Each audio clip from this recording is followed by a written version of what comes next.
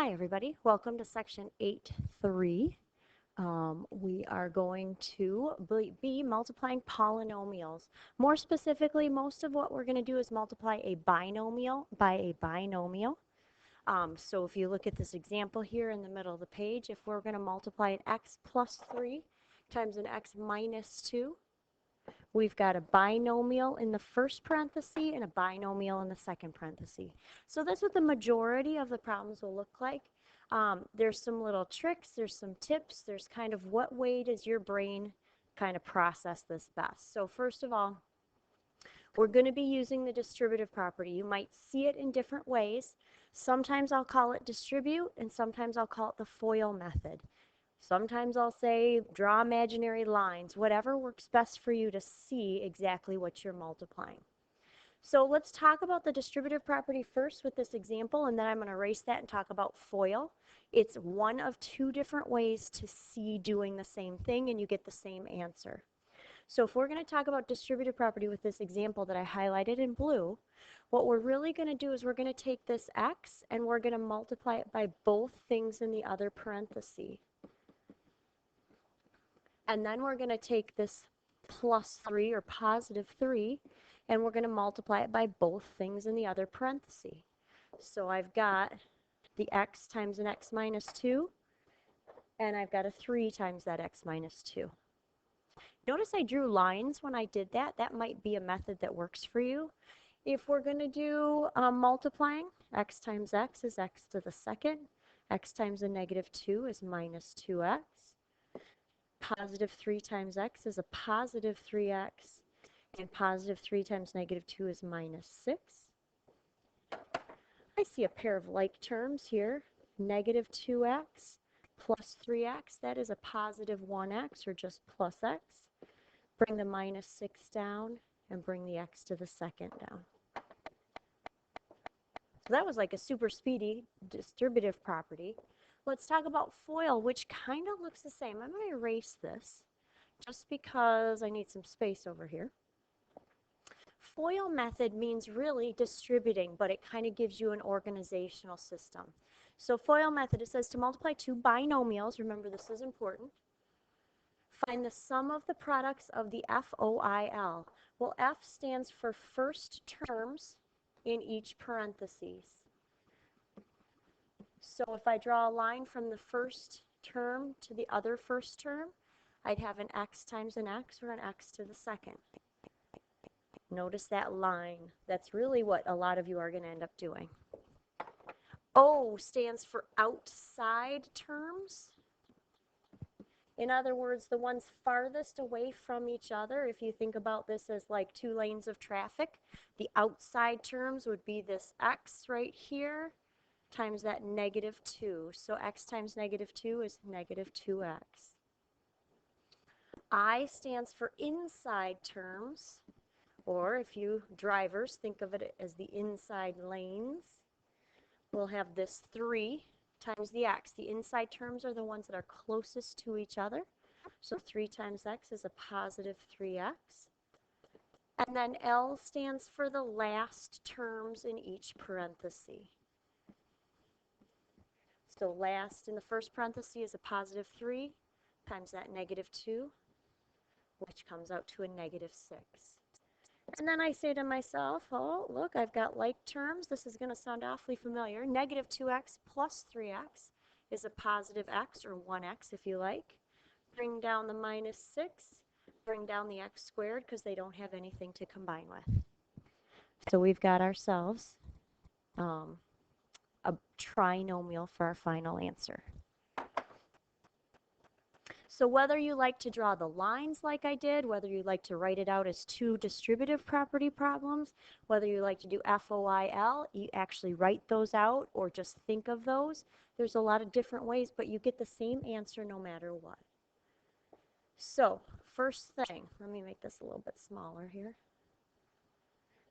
Each term or multiplication needs a sign in the front of it. That's how I got that plus 3x, negative 6. So make sure that you're taking into account the sign, otherwise we don't know. Combine your like terms, which we already did. Write in standard form. Notice that's in descending order, my squared, then my x to the first, then my no x value. And just for a little side note, I mentioned this in lesson 8.2. Every highest degree has a name. And I used to have something up there. What this is supposed to say is that a quadratic expression is what it's called when the highest degree equals 2. Quadratic. We're going to talk a lot about quadratics for the rest of this year, so it's called the quadratic expression or quadratic equation. Right? That's all the writing part of it. So let's just do some practice with this multiplying. I'm going to draw lines. Some people are going to want to write out FOIL. Some people are going to want to write out distributive property. I think the easiest thing to do is to draw lines. So let's do 1A. So remember, FOIL or distributive property or lines, we're going to start with the first. So the Z right here. Really what you're doing is you're multiplying the Z by everything in the second parentheses. So Z times Z is Z to the second. Z times that negative 12, remember everything has to have a sign, is negative 12Z. Be careful that your Z's don't look like 2's. That was also the outsides, the farthest apart, the outside lanes. Then we're going to go to this negative 6. This is the insides. Negative 6 times Z is negative 6Z. And last, negative 6 times negative 12 gives me a positive 72. Check my math on that one. I'm going to look for a couple of like terms here. I've got a negative 12Z and a negative 6Z. If my math is right, that's a negative 18Z. The Z squared has no like term to combine with, so I'm just going to bring that down. My 72 has nothing to combine with, so I'm going to bring that down.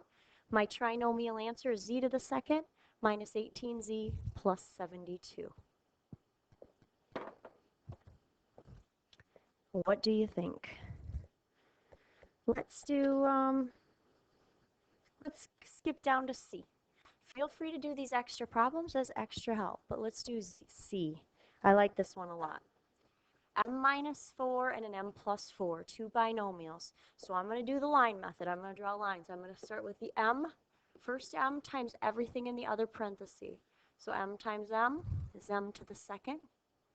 M times 4 is a plus 4M. And I'm going to switch over to the other number in that first parenthesis. So negative 4 gets multiplied by everything in the second parenthesis. Negative 4 times M is negative 4M. Negative 4 times positive 4 is negative 16. Look for like terms. What do you notice about these two like terms? How many M's will we have left for a middle term? Notice since the signs are opposite, 4M minus 4M, there are no M's left. These guys cancel each other out because the signs are opposite. So all I can do is bring down an M to the second, bring down a minus 16. I end up with a binomial answer this time instead of a trinomial answer. But that's okay because we did all of our math right. Okay. Let's talk about this area of a triangle. 1/2 the height h times the base b. Write an expression for the area of the triangle. Do we know the height? Looks to me like it's an x minus 7. Do we know the base? 6x plus 4. So 1/2 times the base times the height. Now I've got 3 things here to multiply, so I am just for a minute going to ignore this. Just put a box around it, set aside, remember, because I'm going to do distributive property here. Take that answer and then reuse that x minus 7. Everything gets times one time only. You don't want to do 1/2 to everything. 1/2 gets used one time. So what's 1/2 times 6x? How about 1/2 times 4? I'm going to put parentheses around that 3x plus 2. I'm going to bring down my x minus 7, and now I've got another FOIL or distributive property to look at. So I'm going to start with this 3x, times it by everything in the other parenthesis, or first times first. 3x times x is 3x to the second. 3x times a negative 7 outsides is negative 21x. I've used that 3x with everything in the other parentheses, so now I'm going to go to this 2. 2 times x, remember a sign, so positive 2x. 2 times negative 7, so a minus 14. I've got one pair of like terms in here. Have you spotted them yet? Negative 21x plus 2x is negative 19x. My 3x squared doesn't combine with anything, so I bring it down. Same with my minus 14. So the area of that figure is 3x squared minus 19x minus 14. All right, let's do one last little bit bigger problem. Use the distributive property to find each product. So notice how I have a binomial, 3a plus 4, and then I have a trinomial. So FOIL, F-O-I-L, isn't going to work quite as well, but distributive property is. Like I wrote out that first one, if you want to do a 3a times everything in the other parenthesis, and then a plus 4 times everything. If you don't like writing this out, you certainly don't have to. But it's an option if you want to see the distributive property. Notice here's my 3a plus 4, and then the second parenthesis I just repeated. So if you like that, do that. If that works for you, because this problem is a little bit bigger.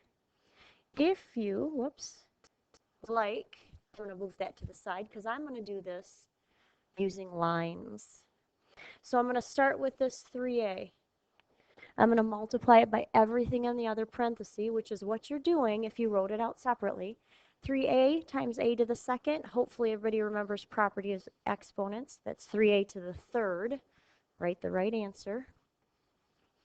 3a times a negative 12a will be negative 36a to the second. Watch that exponent. And 3a times 1, that's an easy one, plus 3a. Don't forget your sign.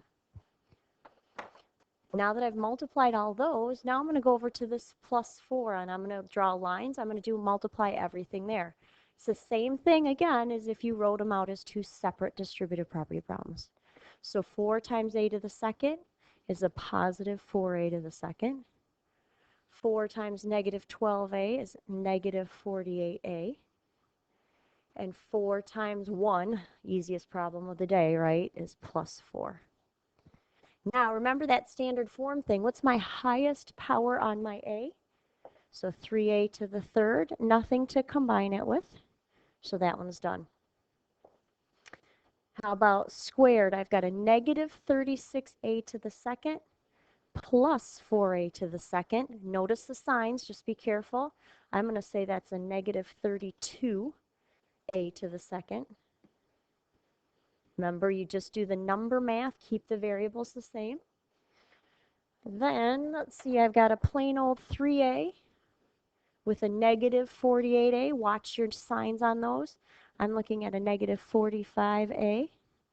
And then that plus 4 isn't doing anything but coming right down and going on my answer. Really, this section is a lot of practice. So you just have to keep going. Write them separate like I did over here. Draw the lines like I did when I did the problem. Ask if you need help. It's just a lot of practice and a lot of remembering those old rules. So I'm going to skip these other two examples, and I'm going to go right to the lesson summary. Explain in words how to multiply two binomials.